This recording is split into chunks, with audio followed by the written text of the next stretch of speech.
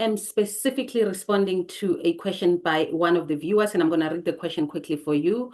But it is about the different ways of providing. If we are not, if a man, specifically from a man, if a man cannot provide financially, or even if they can provide financially, what other forms of provision are they? And it is a fair question and a beautiful question because we always talk about there are many ways to provide. Provision is not just money, but very few of us outline what exactly are those. So I went into my notes and I read a couple of things and I just came up with a few. And once again, these are masculine traits. So what I'm noticing is that the more I'm teaching around these gender wars, these issues around men and women, this healing that we need to do, the more I'm realizing that we need, the more we do this, the more we need to go back to the true qualities or the true energies of masculinity and femininity. So let me first read her question, and then we can unpack the few ways that a man provides. And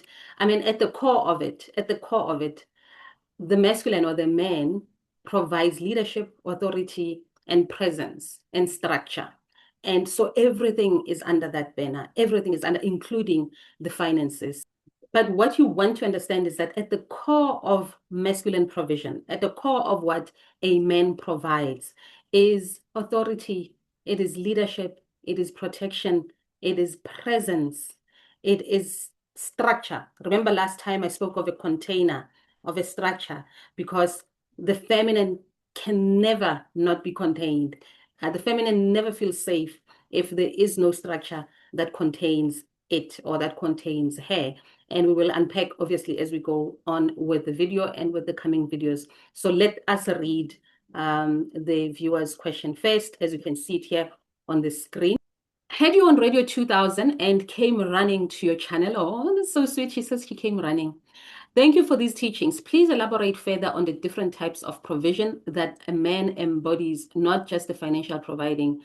In my circle, the women are the main providers in their relationships, housing, stable income, or earn more. The men are freelancers, in brackets, unstable income. I find that all the relationships are suffering from unhealed masculine and feminine energies, constant fights and misunderstandings because the roles have changed in the traditional sense, and we do not know how to exist in current realities without going against culture, tradition. I hope this makes sense. Of course, my dear, it makes a lot of sense. It makes a lot of sense, my dear, because, we've been taught subtly and loudly that financial provision is the pinnacle of masculine presence, that if a man pays the bills, buys the house, buys you a bunch of cars, buys gifts, he has done his part, such that we never taught men how to develop other ways of providing, which is why now we find ourselves, things are changing, women are earning more, as you rightfully said, sometimes not even earning more. They're the only ones that are working. We have a lot of unemployment, and a lot of men, especially young men, are not employed. And if provision was only financial, or the financial provision was the only one that was revered, and no one bothered to teach men how else to provide outside the financial muscle, then these fights that you see, these anger that you find, a lot of women are angry around the fact that there is nothing else that a man does when they're not providing financially, which then tends to be selfish in a way. And I say selfish in inverted commas rather, which alienate us, and it just causes this constant war. But there are ways that a man can provide. There are many, well, not many, but there are main ways. And I love that you mentioned the feminine and masculine qualities, because that's actually what will save us. If we understand what masculinity really is, where the strength of masculinity is and where the strength of femininity is, and not to take us back into the Stone Age, but to find a way of embodying them such that they make sense in 2025, in the 21st century, as the things are changing. Because by the looks of things, we are not going to go back. In fact, if you really think about it, with the presence of AI, that's going to take all our jobs.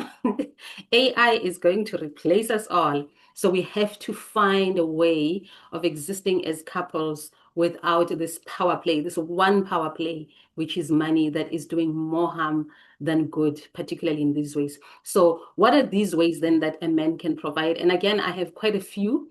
Okay, so let's just list what they are, these ways of providing outside money. And these, by the way, should be applied whether there's money or not. These are the ways that a man leads. The same way that a woman is not just a nurturer of children and full stop. You know, a woman does a whole lot of things in the home, looks after the children, goes to work, brings in the money, makes sure that things are in place, fees, makes sure that the children are raised well, is involved in greater family dynamics, like extended family and all that, nurtures the man, takes care of the man, takes care of the household.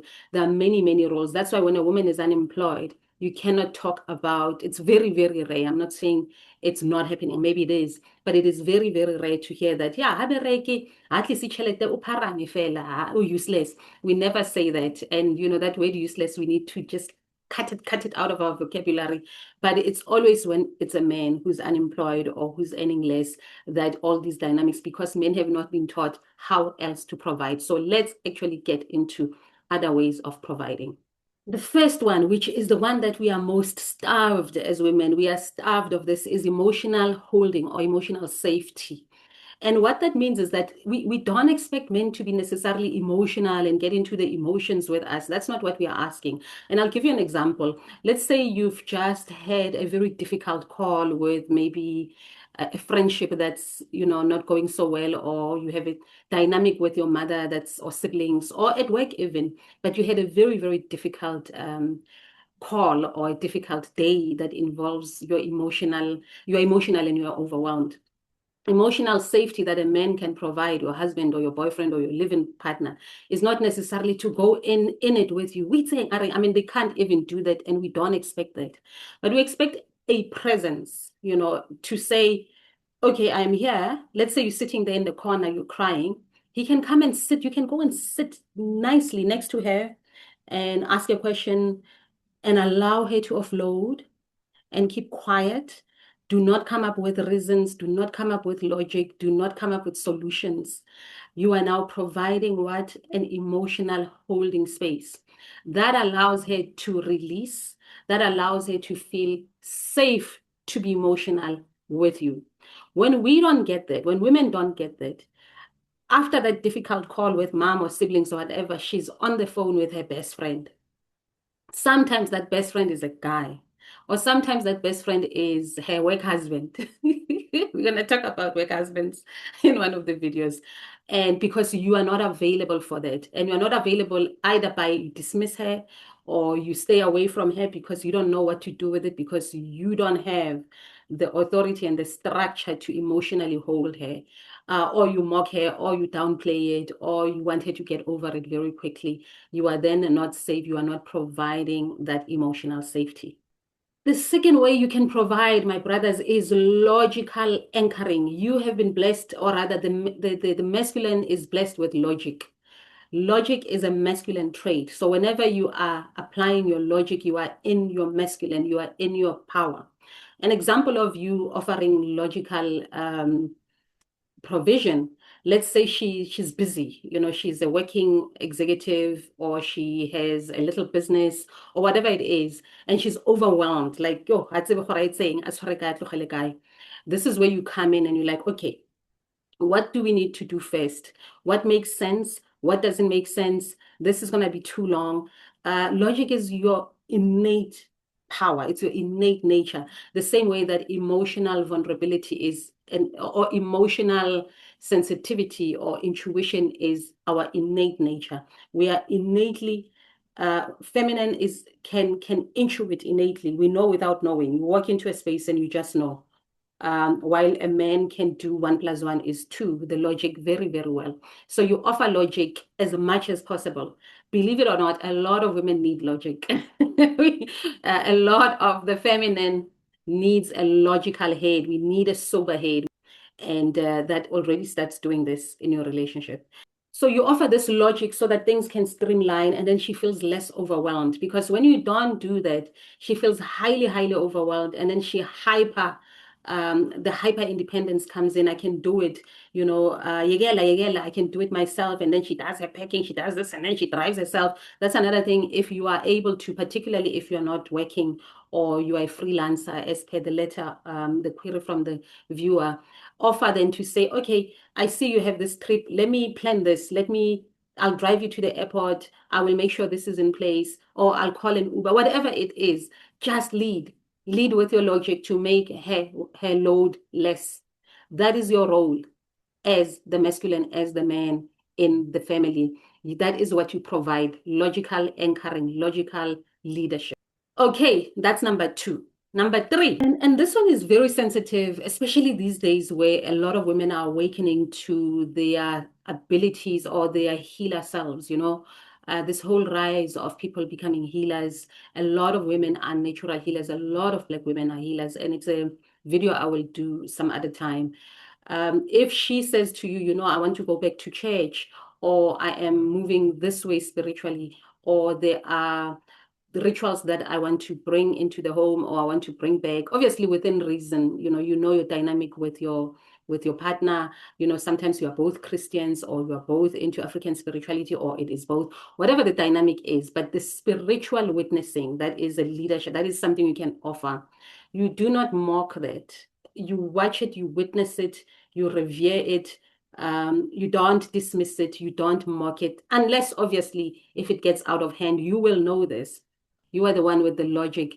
Wherever, if your logical leadership is intact, if your emotional containing is intact, she will listen to you when you say, yeah, baby, I think mo joinile cult. I think iki cult and you give your reasons. Or you say, yeah, look, I understand that you have to go on a retreat for 3 days, whatever. I honor that. Go well. I will hold space for you. That is another way of providing. You honor her spiritual container, because women are deeply, our emotional bodies is linked to our emotional bodies, is linked to our spiritual bodies, with yours too, but more so with women. This is why women are the ones who go to church more than you, because spiritually, women have a thing. So it's a big thing to be allowed, for lack of a better word, allowed to practice the spirituality that your woman wants to explore. So you offer what? Spiritual witnessing. You provide that. You witness to her.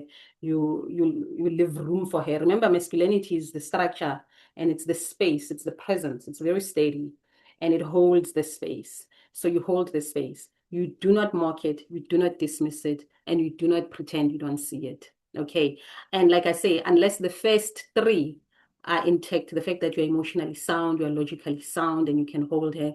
If she's getting off track, we join the cult, and take the money in the house, the money that's not even there from the house to the church, you are able to bring her back safely. And it's like, yeah, maybe that's not the best route. And she will listen. She will naturally listen. The feminine naturally wants to be in your arms, for lack of a better word. Naturally wants to follow your lead.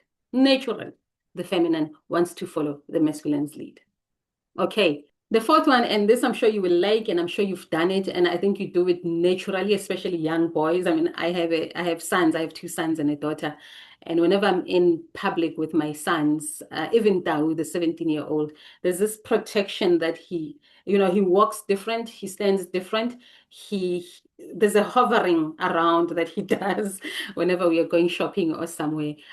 So you need to do that when you are with your woman in public. She needs to feel that, even if you're not going to physically assault people, but she needs to feel like, I'm safe. This guy can just beat someone up. It reminds me of an episode on Blackish. I don't know if you guys watch Blackish, but this one episode, so Rainbow and her husband, is it Andre? They had gone to some hood, let's say by local to go get the quota type of vibe. And so there was this guy who was threatening them and was just threatening Dre specifically. And Dre took the bigger guy route out and did not stand up and did not shout and did not do anything and just said, let's go, Rainbow. Yo, Rainbow, the wife, was like so napanchitsa is like, gosh, this guy. And that turned her off completely. They didn't even do it because he did not become the masculine, um, the hovering protective partner that she expected. We want you to be heroes. Women would love to be with a hero, even if you don't become violent, especially if you don't become violent. It has to feel like you would.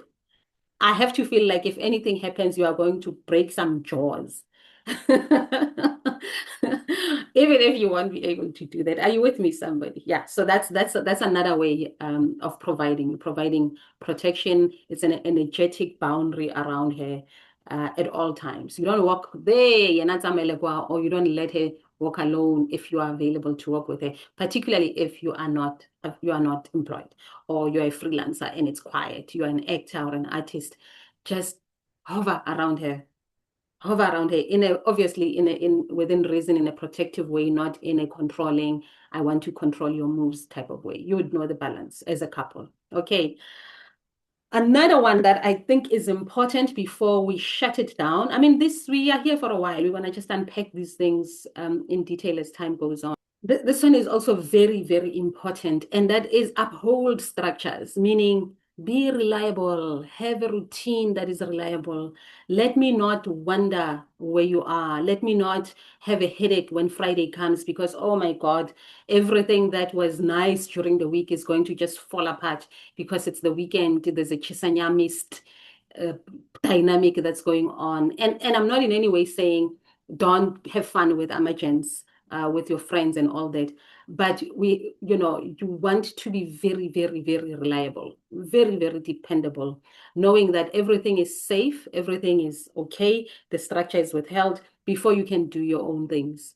And like I said, when the other three, the ones that I've mentioned are provided for and consistently, it would not be a problem to uphold a structure. And upholding a structure basically means you are where you say you are reliable in other ways, you are dependable. We don't have to look for you. We don't have to worry about you. We don't have to worry that we'll get a call from some chick. We don't have to worry about things that are going to really disturb one's peace.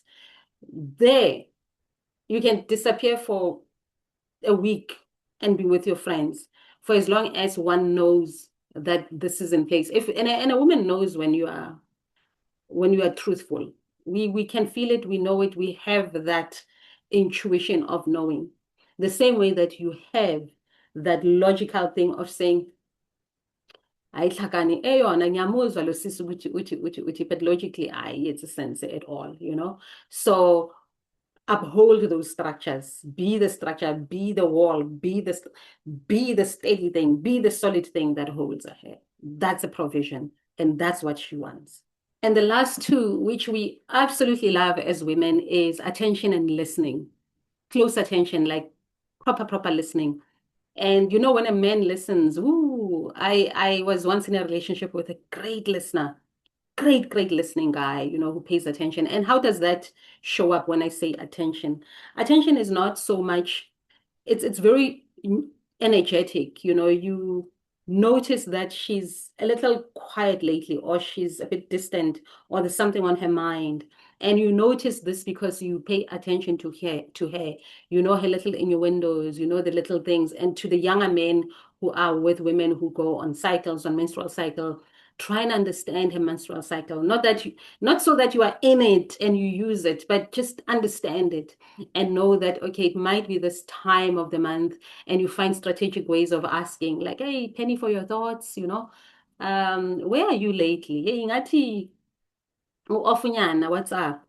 And she might open up, and when she talks, you listen. If there's a problem, you listen. And if you want to understand even further, ask her if you should give advice. Ask her, are you wanting me to listen only, or is there anything specific you want? Do you want me to give you advice? Do you want me to come up with a solution? I know, guys, I know these things sound cumbersome, but these are the things that we were never taught, that you were never taught. And these are the things that even when money is not there, or when money is low, if these things are there and they're present and they're consistently there, you will most probably, in fact, not most probably, you are going to have one of the best relationships ever. And we've seen them. We've heard stories of couples that will tell you about your best mali when we were this and this and this. And now we've built something and we are living very, very well. We are middle class or we are millionaires. With that type of relationship, when all these other things are provided for, you are able to build something solid. You are able to build a relationship you can be proud of. You are able to put money in its place. You know, you are able to say money is belongs to the family. Ha gona tšhelete ya mang le ya mang. Tšhelete ke ya mo family and we manage it together. It stops mattering who brings in the money. It will stop mattering who brings in how much because there is roles that are played. And I swear to you, she will quote unquote submit, even though we don't like these words, but she will follow your lead because you are leading, you are directing, and you will feel yourself as well. You will feel yourself, right? Thinking, I'm in my element here and I have nothing to worry about. This woman loves me and I love her. And we are working towards something meaningful. And you are not perpetually worried that hauna chelete. Like it will be the least of your worries. How's na chelete, hana chelete, Liana? You know, it becomes a collective thing. Is this going to happen next week? No, it takes time. It takes commitment towards doing this. It also takes a lot of doing your own inner work and your own healing. And it takes a lot of her doing her own inner work and her own healing. Okay, because you might provide all these things. If she's unhealed and she's chaotic, she's either not your woman or she needs to do her work.